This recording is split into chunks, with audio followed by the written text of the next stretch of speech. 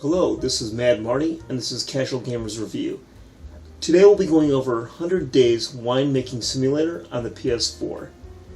This was originally released in 2021 by Broken Arm Games, and it was a recent spring download on the PS Store in 2022. To begin, the game delivers exactly as advertised. The player runs and operates a winery.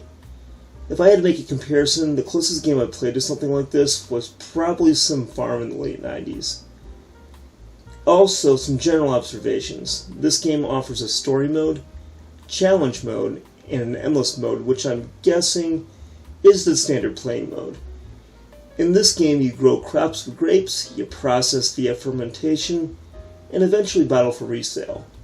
The player gets to make business decisions through which are rather unique game mechanics. It's hard to explain, but this involves elements similar to what you see in board games. There's playable cards, and you place them on what is essentially a game board. You piece them together like Tetris blocks. It's an unusual mechanic, but it's not a massive influence in the gameplay itself. So I don't really consider it really a pro or a con, but let's go ahead and get to the pros. As I said earlier, the game delivers exactly what's in its title. It's a winemaking business simulator. And in terms of business simulations that I played, it's pretty solid. You make business decisions, create a product, market and sell, then you try to grow the business. There is an educational value, even if it's selling alcohol, but it works. It has plenty of charts and graphs in which you can measure your performance and your profits. The reports can get pretty in-depth also, so players could be reading a while. And it's this kind of depth that I always find a pro in a game. It also has good customization, even if it's not perfect. You can customize your wine bottles, and you make tough choices between quality and quantity of the wine you produce. It provides just enough balance in the gameplay to make things interesting. I also really did like the soundtrack. I found it relaxing, and it's a smooth-paced game if you want to do something a little bit slower for a change. The story mode is interesting enough, and it serves as a fair tutorial. I never quite finished it, but it did add value. You literally start the story mode working a dull office job, and then you get offered a winery. That's different, but it does bring me to the first con. Yes, those pesky cons. Well, while tutorials and instructions do appear, it's not the best execution I've seen. Some of the instruction messages are in odd formats graphically, and it's a bit of an eyesore.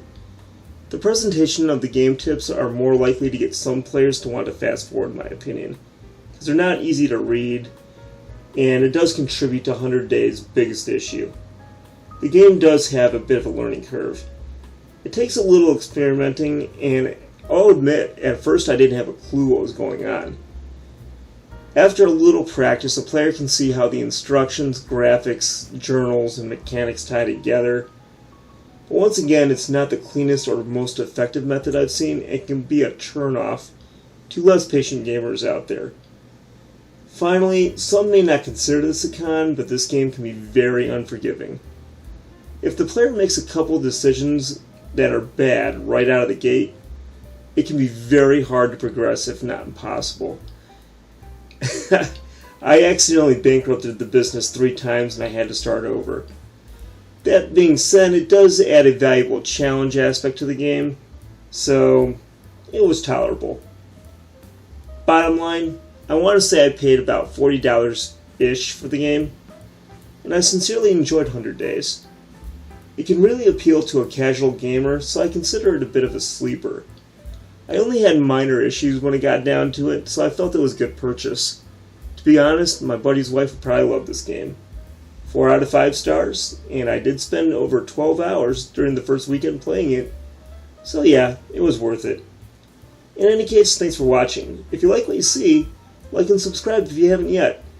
And I promise you that I'll potentially waste my money before you do. So, in the meantime, this is Mad Marty, reminding you to do what's responsible, avoid what's irresponsible, make the most of what you got, and get respect. Mad respect. See you next time.